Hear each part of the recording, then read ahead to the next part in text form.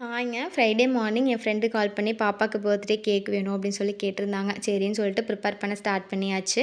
Morning cooking work எல்லாமே முடிச்சதுக்கப்புறம் தாங்க ஸ்டார்ட் பண்ணேன். அவங்க வந்து ஒரு 5:00 வேணும் அப்படின்னு சொல்லியிருந்ததுனால பொறுமையாவே ப்ரிப்பேர் பண்ணிட்டுருந்தேன். அதுக்கப்புறம் வந்து பார்த்திங்கன்னா, அவங்களுக்கு க்ரீம் அதிகமாக வேண்டாம், கலர் வேண்டாம் அப்படின்னு சொன்னாங்க. பாப்பாவோட ட்ரெஸ் மட்டும் ரெட் கலர் அப்படின்னு சொன்னதுனால, மைல்டாக ஒரு டிசைன் போட்டு ரொம்ப சிம்பிளாக இருந்தால் போதும்னு சொல்லியிருந்தாங்க. அதனால வந்துட்டு நம்ம சிம்பிளாக ஒரு கேக் வந்து ப்ரிப்பேர் பண்ணி குடுத்தாச்சுங்க. இதுக்கப்புறம் வந்து பார்த்திங்கன்னா, நாளைக்கு ஒரு கேக் ஆர்டர் இருக்குது. அது வந்து ப்ரிப்பேர் பண்ணலாம் அப்படின்னு சொல்லி பிளான் பண்ணியிருந்தேன். ஒரு 6:00 மேலே ஸ்டார்ட் பண்ணோன்னா, ஸ்பாஞ்ச் மட்டும் ப்ரிப்பேர் பண்ணி வச்சிடலாம். பேலன்ஸ் ஒர்க்கெல்லாம் மார்னிங் பார்த்துக்கலான்ட்டு பிளான் பண்ணால், பீட்ரு வந்து பயங்கரமாக புகஞ்சிருச்சு.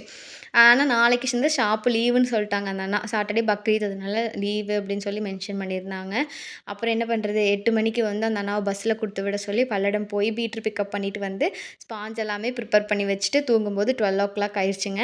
உங்களுக்கு பல்லடம் ஏரியாவில் கேக் வேணும் அப்படின்னா எனக்கு வந்து டிஎம் பண்ணுங்கள். நம்ம ஃப்ரீயாக டோர் டெலிவரி கூட பண்ணி கொடுத்துட்ருக்கோம். இந்த மாதிரி மோர் வீடியோஸ்க்கு கண்டிப்பாக பேஜை ஃபாலோ பண்ணி வச்சுக்கோங்க. உங்கள் ஃப்ரெண்ட்ஸ் அண்ட் ஃபேமிலிஸ்க்கும் வந்து ஷேர் பண்ணுங்கள். Thank you.